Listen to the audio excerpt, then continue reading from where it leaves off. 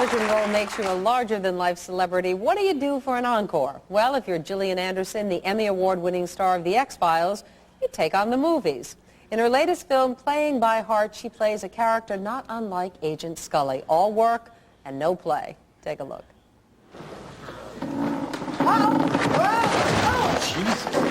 Meredith? Can we say lawsuit? Are you okay? Yeah, fine. I landed on a stack of George, plenty of padding. Meet the architect.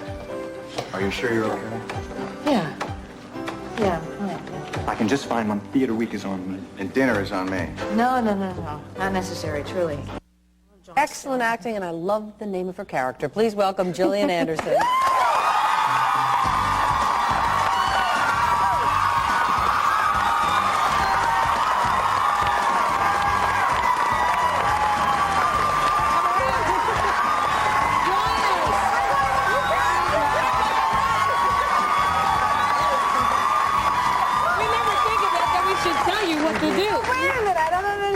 Supposed to work. You're supposed to walk around there and come up. Do a handspring, flop over. Okay. Welcome. So, Meredith, I love that. I love it. Look, and I was reading this article about you and Jane. Actually, it was an interview with you, and she's incredibly honest and open in this. You talk about going into therapy. I think you're age 14, and a lot of the mistakes your parents made in raising you. And I'm reading it thinking you are either incredibly honest or nuts to be so upfront. It's interesting that you were so revealing. You must be very comfortable where you are now in your life. Well, I think a lot of interviewers have actually had trouble with me, and there's reference to that. Yeah, she does mention that at the beginning. Because there's a lot of stuff that I will not talk about. You know, I'm not going to talk about my past relationships. I'm not going to talk about present relationships. There's areas of my life that I will not talk about. But just in terms of, I guess, the human aspect of living life day to day, I am very honest about that, and I think that's one of the things actually that I am proud of Clinton about is his attempt at honesty and admission that he makes mistakes, and in a sense we all do, and it's okay, and I think that it's time that we give each other breaks, that we allow human foibles as part of human nature. One of the things that you're honest about, I read, was when you were a young person, you were quite the hellraiser. You were a little wild girl with the punk hair, mohawk, and the pierced nose. I can't believe that. Pierced nose and the mohawk hairdo? What were you, I mean, tell us what you, the young girl, was like back then. Well, I think that that before that point, I felt incredibly lost. I had grown up in London, and then we moved to Grand Rapids, Michigan, which is a very small town. And I felt completely out of place, and I didn't feel like I fit in anywhere. And I think that and also that there were a series of events which took place in my life which I had a lot of anger at that time. I was angry, and I didn't feel that I had a place to... Were you acting out by taking on that kind of persona? I was in a way. It was my defense. It was my survival. It was, you know, in the clothes, in the vintage clothes, in the thrift store clothes, and I was able to amass an identity for myself that I hadn't before, and it made me feel, you know, I was making a choice to be this way, and it made me feel powerful. But you had a lot of therapy, correct?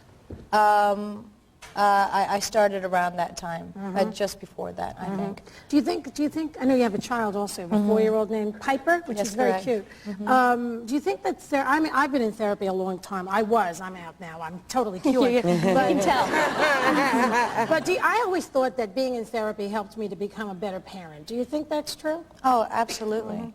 Absolutely. I mean, being a parent, I think, helps you to become a better parent too.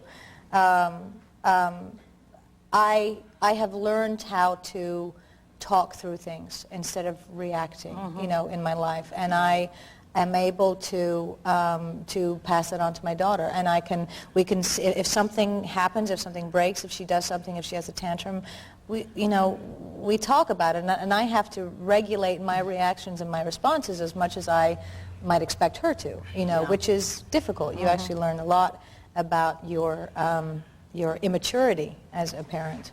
Gillian, I am so proud of you. Gillian and I did a commercial together for American Express like 7 years ago. I know. And now, I mean, America Online voted you the coolest female of '98. And actually, I was in London. I was reading a magazine. And actually, in the gagging for a shagging column, you're the most shaggable woman of '98. Just so you know. Well, I thought you needed to know that. What's Gagging? gagging for a shagging?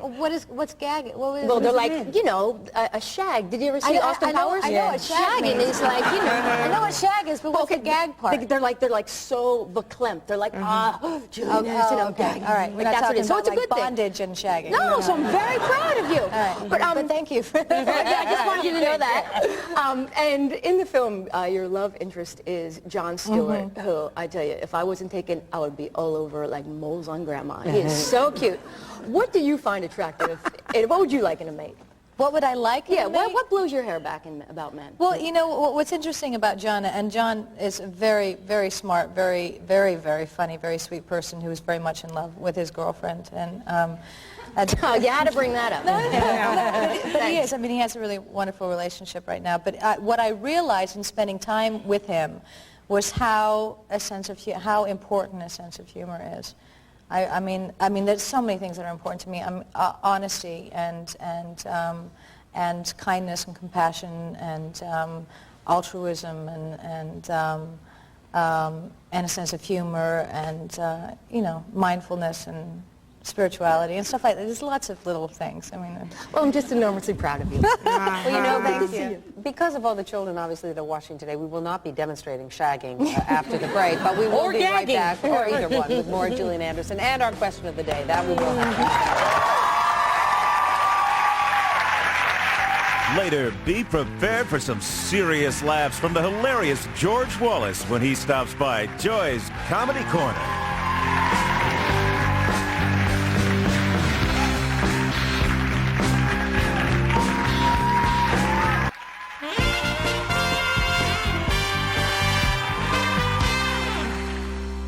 Comes down to a matter of trust. I guess it always has. You're asking me to make a choice? I'm asking you to trust my judgment.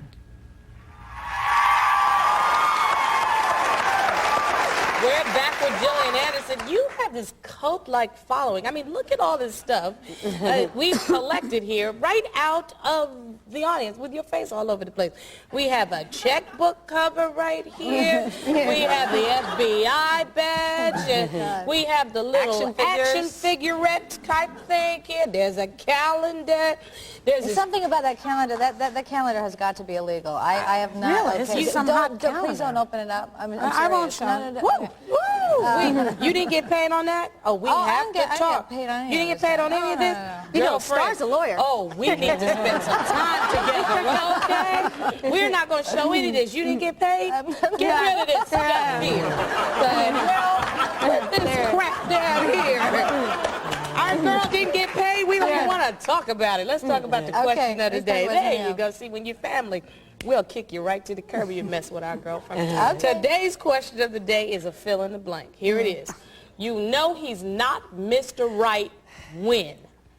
No, it's interesting because it's interesting that you discuss the topic that you discussed earlier because my answer to that is when he makes a racial joke. Ooh. Kick to the curb right there. Oh, no, I'm serious. There's nothing that turns me off How do you quicker handle than that when someone says, you're in a party and someone makes a joke, anti-Semitic or racial Anything, or whatever. homophobic or anything. Whatever, It's just- homophobic. What do you do? It's not funny. But what if I don't- everybody's laughing and having fun? It's not that You know easy what? to Then do I'll it. walk away. You know, it just there's nothing that angers me more. But than that doesn't make the point if you walk away. No, I mean, I started to say that's not funny. I will say that's not funny, and I don't think that's appropriate, and then I will walk away. Yeah, yeah. Put him right on the spot. Because then most people get quiet.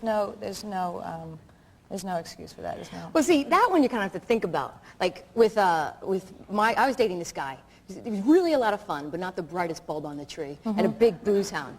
So one time he was all What's that schnocker. booze hound? Big drinker. Okay. So one time he's like, baby, I love you so much. Let's get married. And I'm like, well, I love you too, Stinky, but how come you always tell me that you love me when you're drunk? Why don't you say it when you're normal? And he goes, because normally you're not that cool. My head nearly flew off my neck, and I was like, nah, I don't know. We didn't marry that one, did we? We didn't marry that one. What about you? I bet you've I got a don't good have one. time to go through all of mine. Come on. Because I could really just go through them all day. I guess my favorite one, his teeth can be pawned. That definitely means his address includes an inmate number. He has to get off the phone because his mother needs to use it. That means he's, no. He has a hint of mint. If you know what I mean. I don't know what that means. No, what is that? What does that mean? He likes my white underwear, and it's not because I wear them, if you know what I mean. Okay? What, he's kicking with the other foot? Yeah, definitely. He's kicking with, he's on the other Why don't you team. speak English? Kicking with the other foot. He's gay, Meredith! Well, some of us. I'm sorry. The hint What of in mint. the world? I guess the number one thing What for that me is is an idiot thing. he has no idea the difference between Prada and Gucci. He's out if he has no idea of the shoes. I'll take him. You'll Prada, take him. Gucci. You already got him. Oh, I do. You already have him. Mine's got a hint of mint. He does not have a hint of mint. See, now he's going to yell He's at got a little you. red in his scarf? You know, you are light in his But so slippers? what? I mean, what would happen if he did? So what? I love him. Right. I mean, it might change the relationship a little. Slightly, he may become brother and sister kind of Oh, well, friends. but people, well, no, some You mean people if he are were involved gay? in... If he were gay? Yeah. Ooh, You know, I always think my mother should have married Why a gay guy because she liked opera. You know, he liked the horses.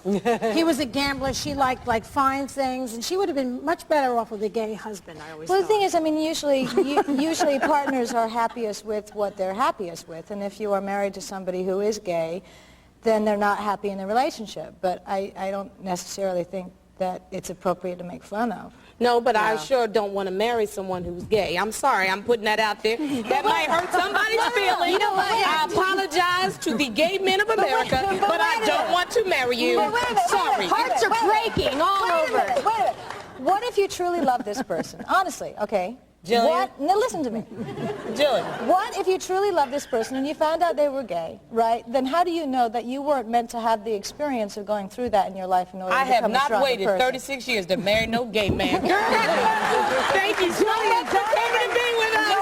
We appreciate it, but I can tell you that ain't going to happen. I know exactly what's going on. The movie's called Playing by the Heart, and guess whose heart won't be playing there? It opens January 22nd. When we come back, Joy and I will show you a new, quick, and easy way to get rid of those unwanted hairs for good. Can we go from that to hairs? Only on The View. We'll be right back.